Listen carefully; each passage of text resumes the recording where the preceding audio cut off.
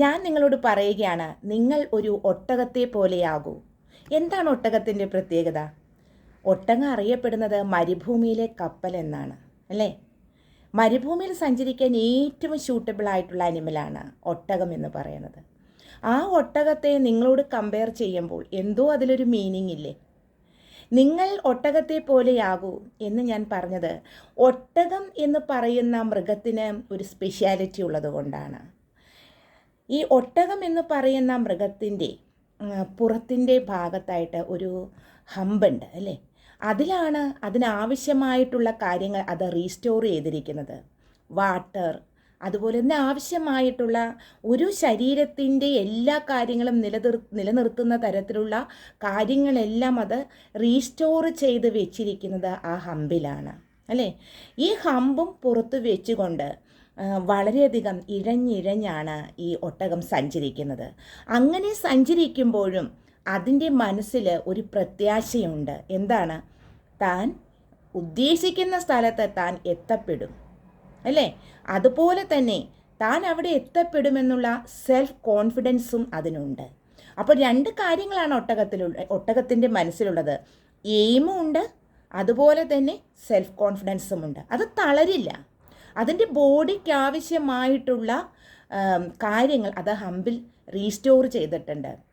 ആ ഹമ്പിൽ റീസ്റ്റോർ ചെയ്ത് വെച്ച കാര്യങ്ങൾ ഒട്ടകത്തെ മുന്നോട്ട് നയിക്കുമെന്നുള്ളതാണ്. അതുപോലെ തന്നെയാണ് നിങ്ങളുടെ മനസ്സിൽ കുറച്ച് കാര്യങ്ങൾ റീസ്റ്റോർ ചെയ്ത് വെച്ചിട്ടുണ്ട്.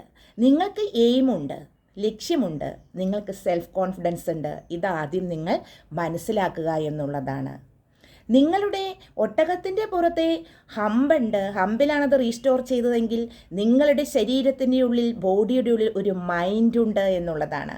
ആ മൈൻഡിൽ നിങ്ങൾക്കാവശ്യമായിട്ടുള്ള എല്ലാം റീസ്റ്റോർ ചെയ്ത് വയ്ക്കുക. നിങ്ങൾക്കാവശ്യമായിട്ടുള്ള എല്ലാ ഗോളുകളും നിങ്ങൾ എഴുതി വയ്ക്കുക എന്നുള്ളതാണ്. ഓരോ ഗോളും നിങ്ങൾ അച്ചീവ് ചെയ്യുക എന്നുള്ളതാണ്. നിങ്ങളുടെ മനസ്സിൽ റീസ്റ്റോർ ചെയ്ത് വെച്ചിരിക്കുന്ന ഗോളുകൾ ഇന്ന് മുതൽ നിങ്ങൾ നടപ്പിലാക്കണം എന്നുള്ളതാണ്. നിങ്ങൾ അക്കമിട്ടെഴുതിയ ആ ഗോളുകൾ അച്ചീവ് ചെയ്യണം എന്നുള്ളതാണ്. അപ്പോൾ നിങ്ങളുടെ മനസ്സിൽ ഒരുപാട് കാര്യങ്ങൾ നിങ്ങൾക്കുണ്ട്, അല്ലേ? നല്ല കരിയർ വേണം, അതുപോലെ തന്നെ മണി ഏൺ ചെയ്യണം, നല്ലൊരു ലൈഫ് കെട്ടിപ്പടുത്തിയെടുക്കണം, നല്ലൊരു ദാമ്പത്യ ജീവിതം കെട്ടിപ്പടുക്കണം. അങ്ങനെ ഒരുപാട് കാര്യങ്ങൾ നിങ്ങളുടെ മനസ്സിലുണ്ട്.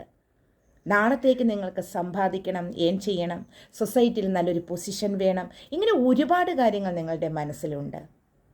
അപ്പോൾ ഇങ്ങനെ ഈ ഒരുപാട് കാര്യങ്ങൾ മനസ്സിലുള്ളപ്പോൾ അത് നിങ്ങൾക്ക് പ്രത്യാശ നൽകുമെന്നുള്ളതാണ്. പക്ഷേ ഇവിടെ ഒട്ടകത്തെ പോലെ തന്നെ നിങ്ങൾ ഇഴഞ്ഞിഴഞ്ഞാണ് സഞ്ചരിക്കുന്നത്, പതിയെയാണ് സഞ്ചരിക്കുന്നത്. ഈ പതിയെ സഞ്ചരിക്കുന്ന സമയത്ത് നിങ്ങളുടെ മുമ്പിൽ ഈ പ്രത്യാശകൾ നിറച്ചു വെച്ച ഭാണ്ഡക്കെട്ടുമായി അല്ലെങ്കിൽ മനസ്സുമായി നിങ്ങൾ സഞ്ചരിക്കുമ്പോൾ നിങ്ങളുടെ മുമ്പിൽ വന്നു വീഴുന്ന ഒരു കാര്യമുണ്ട്. എന്താണെന്നറിയാവോ? റെസ്ട്രിക്ഷൻസ്, തടസ്സങ്ങൾ. നാച്ചുറലി ആ തടസ്സങ്ങൾ നമ്മളെ ബ്ലോക്ക് ചെയ്യുമെന്നുള്ളതാണ്.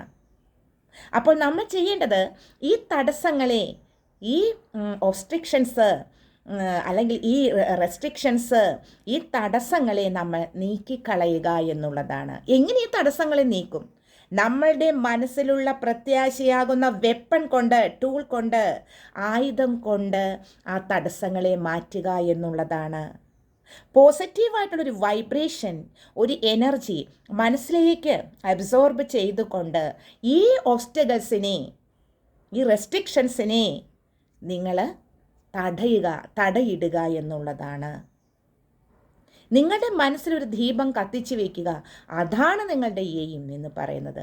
അതോടൊപ്പം നിങ്ങളുടെ കൂടെയുള്ള ഒരു ഈശ്വരനുണ്ട്, ഒരു ഗോഡുമുണ്ട്.